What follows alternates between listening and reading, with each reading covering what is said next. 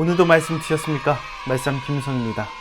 오늘은 사사기 11장 12절로 28절까지 말씀을 가지고 함께 은혜를 나누겠습니다.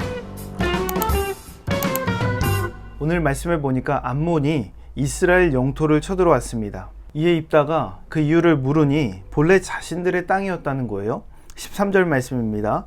암몬 자손의 왕이 입다의 사자들에게 대답하되 이스라엘이 애굽에서 올라올 때에 아르논에서부터 야복과 요단까지 내 땅을 점령했기 때문이니 이제 그것을 평화롭게 돌려달라 하니라. 암몬 자손의 왕이 요구하는 것이 바로 이겁니다. 본래 자신의 땅이었으니까 돌려줘라. 내 땅이었다. 억지죠.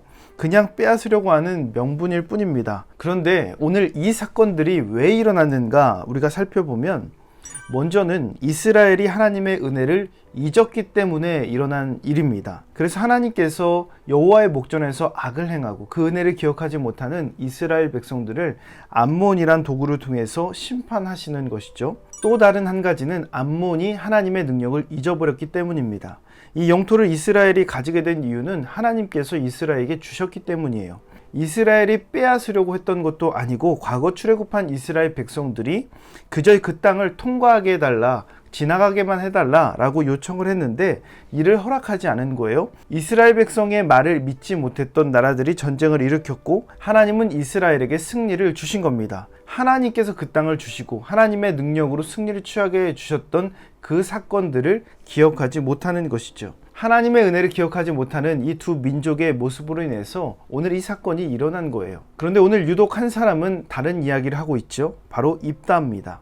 하나님의 그 은혜를 기억하고 있습니다. 이스라엘 사사로 암몬의 손에서 승리를 취할 그 하나님의 사람이죠. 그는 암몬 자손의 왕과 사절을 주고받으면서 논쟁합니다. 결국에 암몬 왕이 입다의 말을 들은 채도 하지 않죠. 누가 승리합니까? 결국에 입다가 승리한다는 것을 우리가 알고 있습니다. 그러게 오늘 이 입다의 내용, 입다가 하는 이야기를 잘 들어볼 필요가 있습니다. 21절에서 22절 말씀입니다. 이스라엘의 하나님 여호와께서 시혼과 그의 모든 백성을 이스라엘 손에 넘겨주심에 이스라엘이 그들을 쳐서 그 땅 주민 아모리 족속의 온 땅을 점령하되 아르논에서부터 야복까지와 광야에서부터 요단까지 아모리 족속의 온 지역을 점령하였느니라. 입다의 이야기 속에서 알 수 있는 것은 회복의 길은 은혜를 기억하는 것부터 시작된다라는 겁니다. 입다는 출애굽한 이후에 광야로 이동하는 동안 하나님께서 이스라엘 백성들에게 행하셨던 그 기억을 떠올리기 시작해요. 이스라엘이 강해서 그 땅을 취한 것도 아니고 그들이 애초에 처음부터 그 땅을 취하려고 해서 취한 것도 아닙니다. 그저 그 땅을 지나가려고 했던 이스라엘 백성들에게 걸어온 그 싸움에서 하나님이 취할 수 있도록 승리를 허락해 주셨다라는 것을 이 입다가 오늘 말해주고 있는 거예요. 그 땅을 취하는 과정, 출애굽에서부터 광야 생활, 그 땅을 취하고 지금까지 온 그 모든 과정이 하나님의 은혜였음을 기억하는 겁니다. 너희가 하나님의 은혜를 기억하지 못하느냐? 발락보다 네가 대단하냐? 발락도 덤비지 못했다라고 이야기하는 것이죠. 하나님의 은혜를 기억하면서 그 은혜로 자신들이 그 땅을 취했다는 것을 분명히 밝히고 있습니다. 은혜를 잊은 백성에게 미래는 없습니다. 모든 것이 하나님의 능력이기에 은혜를 잊는다는 것은 능력을 잃는 것과 똑같은 이야기입니다. 은혜를 잊으면 백성들이 방자해지고 은혜를 잊으면 백성들이 교만해지고 은혜를 잊으면 마음대로 행하게 돼요. 그것이 바로 사사기의 내용이죠.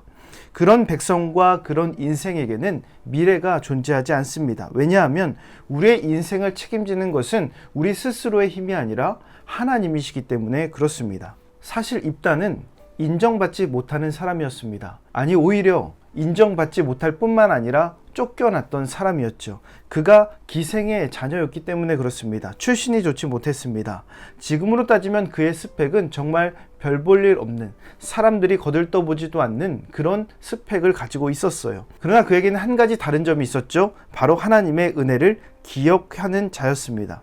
은혜를 기억하는 자는 능력의 출처를 기억하는 자입니다. 그러기에 자신의 출신이 아닌 능력의 출처를 기억해야 된다라는 겁니다. 하나님은 오늘 그런 자를 사용하십니다. 그래서 오늘 입다가 사용되는 현장을 우리가 바라볼 수 있는 거예요. 사람의 눈으로 볼 때는 기생의 자녀, 전혀 희망과 소망이 없어 보이는 미래가 없는 인생으로 보였지만 하나님의 은혜를 기억하면서 그 출신이 아니라 능력의 출처를 기억하는 백성이 되었더니 하나님께 사용되고 미래가 생겨나는, 미래가 그려지는, 하나님과 그 미래를 그려가는 인생이 될 수 있었다는 겁니다. 그런데 무엇이 이 하나님의 은혜를 잊게 만듭니까? 바로 평안한 상황이, 평안한 환경이 하나님을 잊게 만든다는 거예요. 그러기에 평안할수록 하나님을 더욱 신뢰하고 더욱 의지해야 된다는 겁니다. 평안할 때 하나님을 잊게 됩니다. 사사기에 보면 사사를 통해서 구원을 받고 일정 시간에 평화가 찾아옵니다. 그런데 이스라엘 백성들이 평화 가운데 살아갈 때 꼭 딴 생각하고 꼭 하나님이 아닌 다른 우상 앞에 그 삶을 내어놓습니다. 그렇게 또 죄악의 길로 타락하고 그리고 심판을 받는 것이죠. 하나님의 은혜에 대해서 우리가 누릴 줄 알고 감사할 줄 알고 그리고 그것에 대해서 날마다 의지하는 삶을 살아가야 되는 거예요. 은혜가 반복되면 그것이 당연한 줄 압니다. 그러기에 은혜에 대해서 감사할 줄 모르죠. 우리가 날마다 마시는 이 공기에 대해서 정말 필요한 것임에도 불구하고 감사하지 못하고 살아가는 것, 이런 것과 마찬가지입니다. 우리의 삶에 당연하게 있기에, 우리의 삶에 매일같이 주어지는 것이기에 감사할 줄 모르는 거죠. 은혜가 반복되고 평안의 순간 하나님의 은혜가 우리의 삶 속에 많이 있을 때 그때에 하나님을 더욱 신뢰할 수 있어야 된다라는 겁니다. 그러게 오늘 하루도 하나님 앞에서 겸비하시고 하나님의 은혜에 대해서 감사하고 겸손한 그런 믿음의 삶을 이뤄 가시기를 주님의 이름으로 축원합니다. 몇 가지 묵상 질문 알려드립니다. 어려움이 찾아오는 순간 여러분은 가장 먼저 누구를 찾으십니까? 여러분의 삶 속에 기록된 하나님의 은혜를 떠올려 보십시오. 하나님의 은혜를 기억하지 못하게 하는 삶의 요소는 무엇이 있습니까? 이 묵상 질문을 곰곰이 생각하시면서 오늘도 실천할 수 있는 구체적인 계획을 세워보시기 바랍니다. 오늘 말씀의 내용이 도움이 되셨다면 좋아요와 구독 꼭 눌러주시고 이 말씀이 여러분의 삶이 되기를 예수님의 이름으로 축복합니다.